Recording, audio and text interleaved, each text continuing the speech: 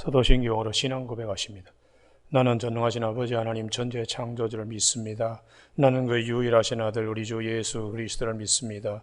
그는 성령으로 잉태되어 동정노 마리아에게서 나시고 본디오 빌라도에게 고난을 받아 십자가에 못 박혀 죽으시고 장서된 지 사흘 만에 죽은 자 가운데서 다시 살아나셨으며 하늘에 오르시어 전능하신 아버지 하나님 우편에 앉아 계시다가 거기로부터 살아있는 자와 죽은 자를 심판하러 오십니다. 나는 성령을 믿으며 거룩한 공교회와 성도의 교제와 죄를 용서받는 것과 몸의 부활과 영생을 믿습니다. 아멘. 오늘 아침에 하나님께서 우리 모두에게 주시는 생명과 진리의 말씀은 마태복음 15장 29절에서 31절까지 말씀입니다. 교독하시겠습니다.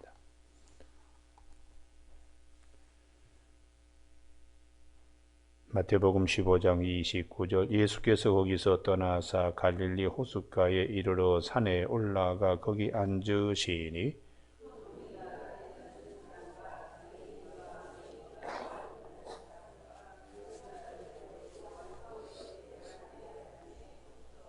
같이 읽습니다. 말 못한 사람이 말하고 장애인이 온전하게 되고 다리 저는 사람이 걸으며 맹인이 주는 것을 무리가 보고 놀랍게 여겨 이스라엘의 하나님께 영광을 돌리니라. 아멘. 마지막 31절 이스라엘의 하나님께 영광을 돌리니라 하는 말씀 중심으로 주께 영광 더 큰 믿음으로 라는 제목으로 말씀을 나누겠습니다.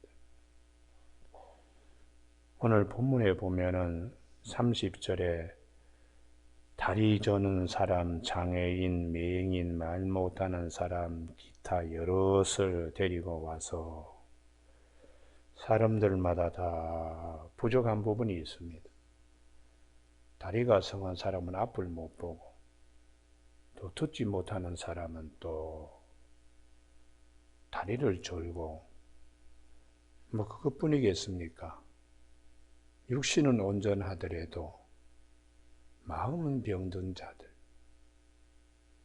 이런 자들이 설교를 하는 저를 포함하여 우리 모두에게 다 있습니다. 그래서 로마서 3장 10절에 완전한 사람 없다.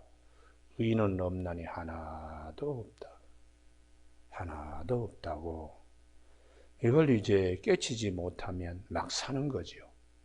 그래서 누가복음에 한 부자가 있어 고운 벼, 자색꽃 있고 매일매일 파티하는, 그는 이 땅의 삶이 전부로 생각하지만 이후에 더 긴 영혼이 머물 내일을 전혀 준비하지 못했어요.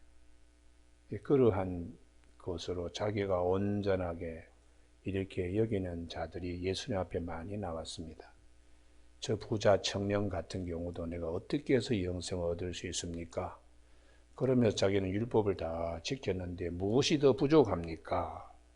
이게 착각에 빠지는 거죠. 우리는 아무도 온전하지 못합니다. 다 문제를 가지고 있습니다. 이럴 때에 우리가 어떻게 살아야 되는가?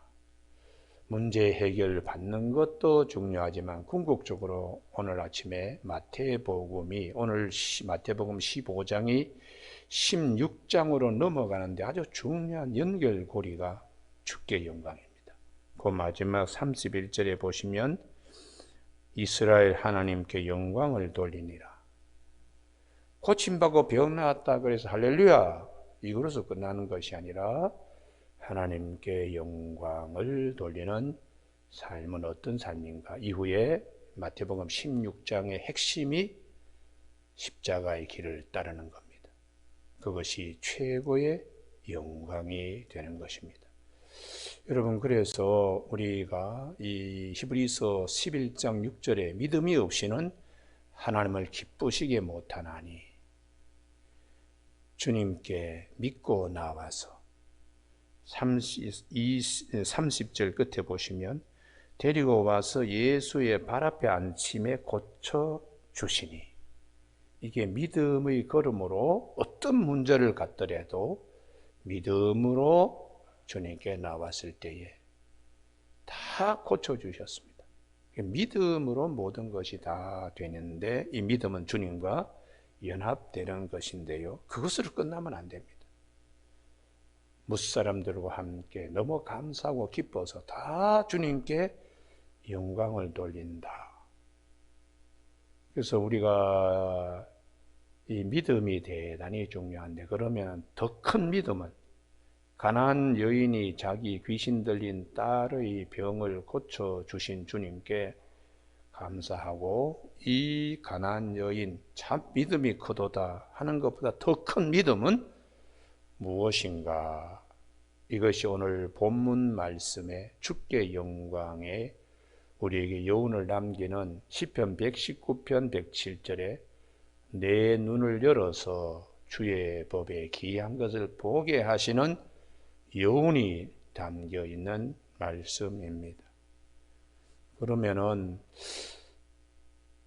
아파가지고 병고침 받았을 때만 주님께 영광 돌리느냐? 여기에서 사도 바울을 통하여 하나님이 우리에게 말씀하십니다. 사도 바울도 믿음의 500부장으로 있을 때는 그런 줄 알았어요. 자기 육체의 가시, 사단이 보내준 사자, 설교하다가 푹 쓰러지는 간질병과 같은, 예수님을 다메섹 도상에서 만났을 때 너무 강렬한 빛을 그가 봄으로 눈이 멀어가지고 눈에 뭐 찐득찐득한 기운이 그냥 고기 비늘처럼 막 이렇게 덕지지 않는 그때 강렬한 충격 때문에 그가 뇌에 갑자기 이렇게 그냥 이렇게 설교하다가 팍 쓰러지는, 그래서 사람들이 정말 저분이 하나님이 세우신 사도가 맞아 이렇게 의심을 할 정도로 자기에게는 굉장히 큰 트라우마가 있는 겁니다. 그래서 이것을 놓고 3번씩이나 간절히 주님께 기도했다고 고린도 후서 12장에서 말씀하시는데, 그때에 주님께서 내 은혜가 네게 족하다. 그리고 병을 고쳐주지 아니했다는 거예요. 병 고침 받아야 주께 영광이냐? 더 큰 믿음은 병 고침 받지 못하더라도 주님의 음성 듣고 네가 약할 때 주님의 은혜가 임해서 더 강하게 된다는, 그래서 약한 것이 나에게 도로 자랑이 된다는 이 큰 믿음의 경지에서 믿음의 500부장에서 100부장으로 나가는 겁니다. 1000부장으로 나가는 겁니다. 할렐루야. 그래서 우리가 이 하박국의 의인은 믿음으로 말미암아 살리라, 하박국서 2장 4절이 로마서 1장 17절에 복음에는 믿음에서 믿음으로 이르게 하나니 기록된 바 의인은 믿음으로 말미암아 살리라. 그때의 믿음에서 믿음으로 500부장에서 1000부장으로 나아가는 길이 뭐냐? 하박국서 3장 17절에 비록 무화과나무가 무성치 못하고 감람나무에 소출이 없고 감람나무에 열매 없고 포도나무에 소출이 없고 밭에 식물이 없을지라도 우리의 양이 없고 외양간에 송아지가 없을지라도 나는 여호와를 인하여 나의 구원의 하나님을 인하여 기뻐하리로다. 할렐루야. 이게 하박국의 믿음입니다. 다 넉넉하게 부족함이 없고 다 해결된 상태가 아니라 굉장히 힘든 아브라함 때의 대기근과 같이 이 예전에는 그 넓은 밭에서 곡식을 풍성하게 거두었는데 지금은 어떻게 열매 하나가 없다는 거죠. 마당에 있는 감람나무, 밭에 있는 식물, 그리고 예전에는 외양간의 소가, 외양간이 거의 복수로 되어 있는데요. 그러니까 하박국은 굉장히 부자였다는 걸 알 수 있어요. 그것이 완전히 바닥이 말라버린 우물처럼 되었을지라도 나는 여호와로 인하여 나의 구원의 하나님을 인하여 기뻐한다. 이게 하박국의 큰 믿음입니다. 할렐루야. 그래서 우리가 신앙생활 하면서 시험 많이 드는 것은 눈꺼풀이 한번 벗어지지 못해서 시험 드는 거예요. 모든 문제가 다 해결된다고 믿는 믿음에서 좀 더 큰 믿음은 그렇지 못할지라도 주님께 감사하며 구원의 은혜 때문에 기뻐하는 자, 이것이 우리에게는 대단히 가난한 여인이 귀신 들린 자기의 딸 아이의 문제 때문에 기뻐하고, 예수님께서 보실 때에 유대인도 아니고 이방인이고 그의 얼굴에 망질하는 이스라엘 개에게는 떡 던짐이 마땅치 않다고 말을 하더라도 물러서지 않는 이 가난한 여인은 참 믿음이 큽니다. 그러나 더 큰 믿음은 무엇인가? 주께 영광 돌리는 것인데, 이 주께 영광 돌리는 것에 주님이 베드로에게 요구를 했습니다. 부활하신 주님이 요한복음 21장에 가면 네가 나를 더 사랑하느냐, 그 다음 말씀이 네가 젊을 때는 네가 마음대로 다녔다. 늙어서는 사람이 너에게 띠를 띄울 것인데, 그게 예수님께서 베드로에게 네가 어떻게 죽을 것인가를 주님이 말씀하죠. 그 다음 말씀이 중요합니다. 이게 요한복음 21장의 마지막 핵심인데요, 한번 찾아봅니다. 요한복음 21장. 그냥 찾지 마시고 주님, 이 진리의 눈으로 나의 모든 문제가 아침에 해결받게 하여 주시옵소서. 할렐루야. 더 큰 믿음으로 우리가 영안이 열려야 돼요. 요한복음 21장 19절이 핵심입니다. 요한복음 21장 19절 다 같이 읽으실까요? 시작. 이 말씀을 하시면 베드로가 어떠한 죽음으로 하나님께 영광을 돌릴 것을 가르치심이로라. 아멘. 이게 베드로에게 순교를 말씀하세요. 그래서 마태복음 16장 24절에 누구든지 나를 따라오려거든 자기를 부인하고 자기 십자가를 지고 나를 따르라 하는 이 십자가의 길, 여기에 무슨 병 고침이라든지 무슨 기적이라든지 그걸 더 뛰어넘는, 그러면 죽을 때에 뭘 갖고 죽느냐? 이게 믿음입니다. 믿음. 문제 해결되어서 갖고 있는 믿음이 아니라 마지막 원하지 않는 순교 앞에서도 믿음을 안고 죽는, 그것으로 하나님께 영광 돌린다는 것이에요. 그래서 사도 바울도 빌립보서 2장 17절에 자기 자신을 전제로 드릴지라도, 순교하면서 목이 칼에 날아갈지라도 나는 기뻐한다고, 이게 이제 마지막 순교해도 믿음은 잃지 않는다는 거죠. 우리말에 진짜 농사꾼은 굶어 죽어도 종자를 안고 죽는다는 말이 있어요. 그 종자까지 자기가 먹어버리면 농업이 이 땅에 있을 수가 없습니다. 내 하나가 굶어서 죽더라도 이 씨앗은 남겨놔야 된다. 그게 참 농사꾼인 것처럼 우리가 마지막 죽음이 왔을 때도 이건 절대로 이걸 안고 죽어야 돼. 할렐루야. 그게 믿음입니다. 믿음입니다. 그래서 이렇게 자발적으로 순교를 당하더라도 나는 이걸 끌어안고 죽겠다. 그래서 주님께 영광 돌리는 교회의 지도자가 있었는데, 요한계시록 2장에 나오는 서머나 교회의 폴리갑 장로님이었습니다. 지금 말하면 감독, 목사님. 그 폴리갑이 나이가 80이 넘었는데 90 나이를 바라보는데 예수를 한 번만 딱 부인하면 살려주겠다. 그때 그분이 그럽니다. 내가 평생 예수님을 믿고 따라왔는데 내가 며칠 더 살겠다고, 몇 달 더 살겠다고, 몇 년 더 살겠다고 예수님을 부인할 수 없습니다 하고 스스로 화형당했습니다. 마지막 죽을 때도 믿음을 끌어안고 죽었어요. 그래서 주님께 영광 돌렸기 때문에 주님이 요한계시록 빌라델피아 교회를 향하여 말씀하시는 요한계시록 2장 10절에 네가 11단 환난을 당하지만 죽도록 충성하라. 죽음의 문턱까지 가더라도 믿음 잃지 말라는 거예요. 할렐루야. 환난 당하더라도 믿음 잃지 말라. 이게 주님께 영광 돌리는 것이라고. 그래서 우리가 신앙생활이 이제 한 500부장이나 50부장이나 100부장 이렇게 할 때는 모든 문제가 다 해결된다고 이렇게 믿는 믿음을 갖다가 갑자기 시련이 왔어요. 욥처럼. 생각지도 않도록 재산상, 건강, 자녀. 왜 욥인가?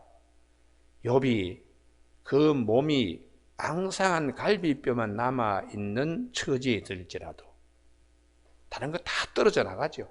자기의 살가죽까지 근육까지 다 쭉쭉 빠질 정도로 그렇게 앙상한 갈비뼈만 남았을지라도 믿음도 그와 같이 다른 것이 다 빠져나가더라도 마지막 믿음을 끌어안고 있는 욥요. 그러면서 하나님 앞에서 그는 믿음을 잃지 않았어요. 이게 우리 신앙에 주님께 영광하는 때에 이 주님께 성경이 전반적으로 말씀하시는 주님께 영광이 뭐냐? 이게 믿음이 마지막 우리가 사람을 다 이렇게 시신을 불태우더라도 굵은 뼈 같은 건 남잖아요. 우리의 모든 것을 다 잃어버리더라도 믿음은 남아야 됩니다. 믿음은 남아야 돼. 할렐루야. 그래서 그것을 마지막 자녀들에게 믿음의 본을 보여주는 것은 대단히 그 가정에, 그 가문에 큰 축복이요 유산입니다. 유산.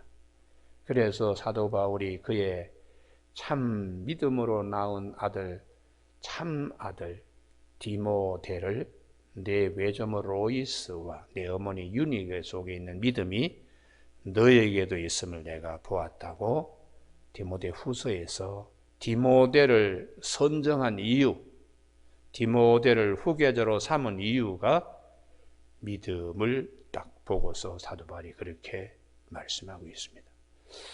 우리가 이 믿음 생활할 때에 자녀들이 많이 봅니다. 부모님, 할아버지, 할머니가 어떻게 믿음 생활하나. 그게 그 자녀들, 손자, 손녀, 아들, 딸들에게는 큰 유산이 되어야 돼. 할렐루야. 그래서 그렇게 어려운데도 이를 갖다가 바닥바닥 갈면서도 믿음 잃지 않는 모습, 그것이 자녀들에게는 큰 울림이 되는 겁니다.